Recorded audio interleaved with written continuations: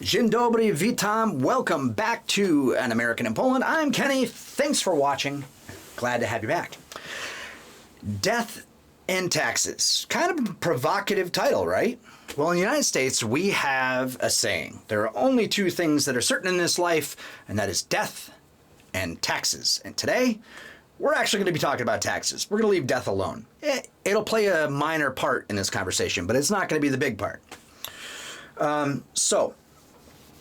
Long story short, the United States and Poland have one thing in common. The average person is spending between 40 and 45% of their income on taxes.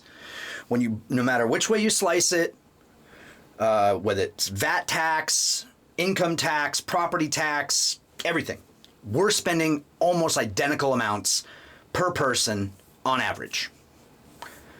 And it's just kind of it comes from different places, but it's pretty much identical. Right down to property taxes. Property taxes range from United States, lowest is Hawaii, 0.28%. Highest is New Jersey, 2.5%. In Poland, it ranges from 0.5% to 2%, depending on your village or city. And there are more similarities than there are differences until you get to benefits. What do you get from those taxes? One thing that I think all people have in common is complaining about where their money goes and how the government spends it. They have a right to, 100%. But I think Poles will be pleasantly surprised to see where they stand versus the United States. So let's get into it. In Poland, what do you get from your taxes? Well, number one, education. In Poland, you can get an education from primary school all the way through a doctoral program for free. Whereas in the United States, it goes from primary school through grade 12. That's it. University is a separate deal. Now, that may not sound like it's a big difference, but just our university costs, on average, are $150,000 for a 4-year degree. That's an average. Then if you want to go on to a master's program or a doctoral program, you're going to spend $20,000 to $60,000 per advanced degree. So if you get your doctorate, you're spending another $120,000 minimum. So now you're at $260,000. And that is going through an average. If you look at some of the high level universities, Dartmouth, Brown, Princeton, you're spending $500,000. Simple. This is a level of insanity, that I just don't understand. And, Poland has very well-respected and well-received degree programs throughout Europe, throughout the world. People look at the Polish education and they're like, yeah, rock on. Considering that they've got one of the highest education rates in the world. I think their educational system, is ranked 10th. That's pretty damn good. The United States sure isn't up there, The other thing, health insurance. And this is a big one. Here in Poland, Poles love to complain about ZUS. And that is national health care for you Americans that are checking this out. And they kind of have a right to complain about ZUS. They feel that they're paying for basic health care, they should receive it in a timely manner. And sometimes it can take quite a long time for you to be seen for something like a hip replacement, or maybe you've got need a pacemaker, or something. It isn't immediately life threatening, but it could be if it goes on too long. You can wait quite a long time, but it's paid for 100%. In the United States, you're spending a minimum of $1,000 a month for health care. And even then, it doesn't cover you completely. You still have a deductible that you have to meet, which can be anywhere from $3,000 to $10,000. depending on the type of injury or treatment that you need. You still have to pay to go to the doctors. You know, you have a minimum payment that you pay.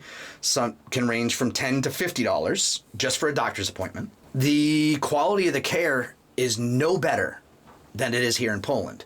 Once you get into the system, once you start going through here in Poland, their technology and treatment is extremely good. It's just getting you into the system. But to give you an idea, one day of my father's cancer treatment was $50,000. $50,000. I was burned badly and had to be flown from Vermont to Boston, Massachusetts to treat some burns on my neck, in my mouth, in my ears. And just the flight on the helicopter from Lebanon, New Hampshire to Boston was $250,000. You know, I mean, crazy, absolutely crazy. Now, granted, like in that circumstance, I was covered 100%. It was covered by my employer's insurance program, but I didn't have to pay anything. But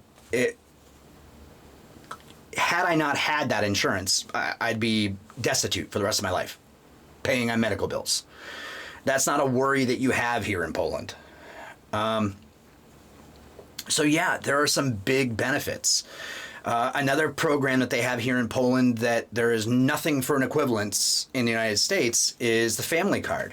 So if you're a husband and wife and you've got a kid, you are then qualified for what they call a large family card. And this card gives you cheaper electricity, cheaper fuel prices on certain things. It's kind of like a club card for you Americans. You know, certain businesses have partnered with the government and are willing to offer discounts. And this includes entertainment, transportation, recreation, you know, and if you're a student, you can get cheaper prices for buses and trains and all of this as well, you know, and this is all funded by your taxes. Nothing like that exists in the United States. There's a lot more value to be had.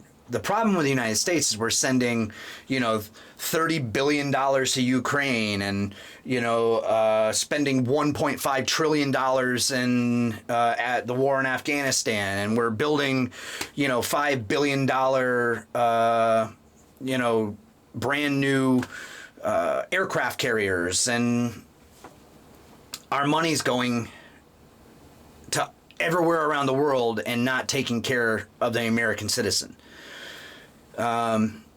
One thing that Poles might find interesting is because of American federal debt, just the federal debt, we're not going to talk about states because that can change from state to state, is that the minute an American citizen is born, they are $150,000 in debt when it comes to taxes. That's how much the federal debt is right now. For every person who's born, they're born with $150,000 hanging over their head that they have to pay in taxes. It's crazy. And that's just to get you back to zero. That's not a surplus. That's just to get you back to zero. You know? There are some large benefits here in Poland. And hopefully you now, when you can compare some of these numbers, it makes you appreciate. Now, worst case scenario in the United States is living in a city like New York City. So if you live in New York City, you're paying New York City, you're paying New York State, and you're paying the U.S. government in taxes. And from the report I read, it is 62% of every dollar goes towards taxes if you live in New York City. That's by the time you're done paying for, like, the taxes on your apartment, the taxes on fuel, the taxes on electricity, the taxes on your income, the taxes on your vehicle. All of these things added up. 62 cents on every dollar goes toward taxes. And what are they getting from it? Nothing. Anyways, I want to say thank you guys for making it through the video once again. If you've got any more suggestions, this video was brought about as a suggestion from one of you. And I enjoy doing the research for this kind of stuff. You know, I don't just sit down and just spout stuff off. All of this is well researched. You know, I go through, make sure I check multiple sources so that I'm not getting propaganda being put forward from one government or the other. And I try to find some place right in the middle so I can keep everybody happy. Anyways, that being said, I really appreciate it. At this time, I gotta remind you, if you have liked this video, make sure that you hit that thumbs up, hit the subscribe button, make sure you got notifications turned on so that next time we put out a video, you get notified. And thanks again for watching. We look forward to seeing you here next time on An American in Poland. Na razie, dzięki bardzo, and we'll see you soon.